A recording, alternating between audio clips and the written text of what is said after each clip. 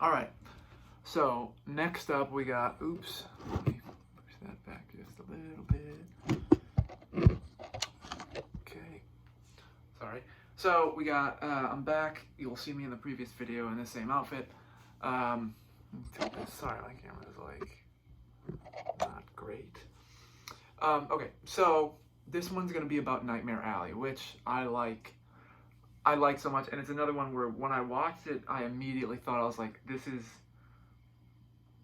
like, I didn't appreciate it at all, really, until I walked out of the theater, and then the further I got, the more time that passed, the more I appreciate it, which is like, I think grand filmmaking in a sense, because like that has to be intentional, because that's like the epitome of making, a film that makes people think and everything, and I think Guillermo Del Toro did a great job of that.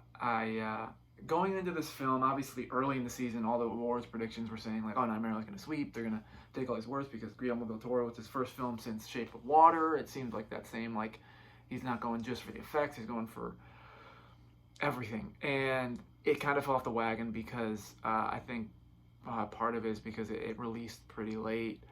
And so the hype train was kind of gone. And also I think it didn't give people exactly what they want. I think people may want a little more of the Guillermo Del Toro look, as far as like him going for it with the direction. I think this one he was very subtle with a lot of things to let the story kind of, or let the actors tell a story and everything, and let the script speak for itself, and which I enjoy personally. I think that him being able to almost let the grand gesture in certain ways, because this was still a spectacle. But like the grand thing of like his effects and everything take a backseat to text and performance was out of his was not what he usually does, and he just showed that he's one of the best directors walking this earth, because he's able to, it didn't even seem like an adjustment for him. It seemed like this is something he does all the time, and I think that it's masterfully done. I think the plot is super interesting. I love the characters. Each of them has so much depth. The script was so good, and just everything fit the tone. The casting, I think, was great, terrific, absolutely terrific. I think this movie's getting slept on a lot from what I'm seeing in awards play, and a lot of people are like, "Oh, it didn't really hit." I don't know what it was, but I liked it a lot, and I like it more and more every day. I'm gonna give it my grade at the end of this, and I think it's probably gonna move up.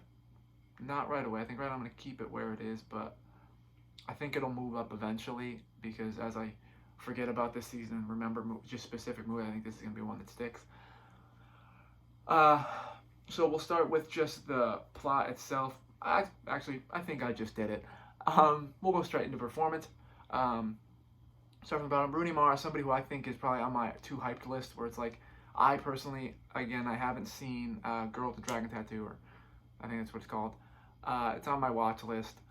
I know that's what she's like known for. It's like her big thing. And I know she's been in other things, but I think she gets hyped up from that for everything she does, and everything I've ever actually seen her in. She's like a supporting role and not a big one, and not a very tough role. It's usually very easy kind of. She plays the girl who looks like her. And so she's good. She's just not, I don't know, people get excited about Rooney Mara and I don't understand it. But even for that, I thought she did very well in this. I think this is my favorite performance I've seen her do. And she was good. Then we've got Cate Blanchett, who's just Cate Blanchett, who's great. She got the SAG nomination for actress or supporting actress for Nightmare Alley. And I mean, she's had a busy year with this and Don't Look Up, two very completely different characters.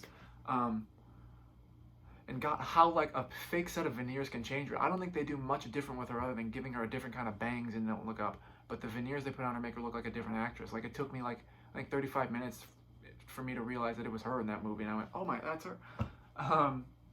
So credit to her. She's got two parts that really show her range, which, I mean, we all knew she had it, but great. I think she's very good in this. She's super it's just very good. Let's see what else. Willem Dafoe, and like limited time is Willem Dafoe. The dude houses every role. Can't wait for him to finally get something that like gives him that Oscar. He's on the list of a lot of people this year that, because of films that were supposed to be last year, they got delayed, combined with stuff that was coming out this year. He's one of like an overwhelming amount of actors that had like multiple really good movies coming out this year. He was a part of a lot of projects, and I think that was, it's great to see that, especially because some of the actors were like people who weren't active for a while. getting off track. Willem Dafoe was good, but let me go. Forgetting her name now. If I remember, we will get back to it. She's good. Everybody's good. I'm not even gonna, like, let's not dwell on it. Everybody is very good. But Bradley Cooper, I've been waiting since A Star Is Born to see this dude back in front of the camera. I was really nervous he was gonna just stick with the producing and the directing, because he did the producing stuff with Joker. That was a hit. He did the directing with Star Is Born. I was like, oh, maybe he doesn't want to be in front of the camera. But this was a part that I said it as soon as we walked out. I was like, this was a part that took someone who has an understanding of the directing side of it. You need somebody who has an understanding of everything that goes on behind the camera, like really, like genuinely an expert at it. And he showed A Star Is Born that he does, and he also showed A Star Is Born that he can do all that himself and still be like put on his best performance in front of the camera. I still think A Star Is Born is his best performance, not even close. But this was very good. Just he knows exactly what to give. He was able to do small things. The length of the movie is so necessary, and I mean, I love a good movie, but I can understand that a lot of movies it's not necessary, and it's just kind of the artsy thing to do to keep it long. But this one needed every second to really tell that story. His change from the beginning to the end through subtle differences, as well as mixing out the big stuff that like you have to see.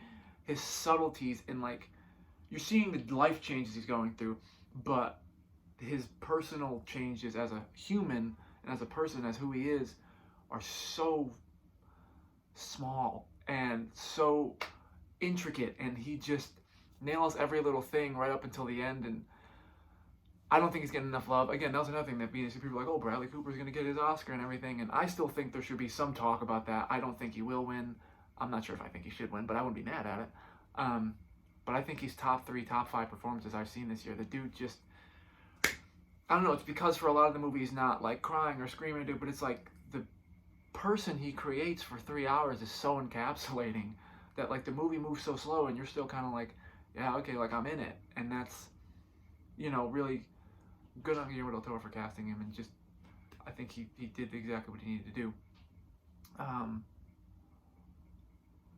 So final opinions, I think the movie's really good. I think people are sleeping on it. I don't think people have enough of an appreciation for it, if I'm being honest. I think that, I don't know, it's one of the better movies of this year, and I put it right there with like Macbeth, Tragedy of Macbeth, where it's like the two movies are really good but just kind of flew under the radar because they're targeting either a specific audience like Macbeth, or they don't really know what audience they're targeting, like this, where it's like you don't really know who's going to like this or if people are going to like it, but it's a really good movie.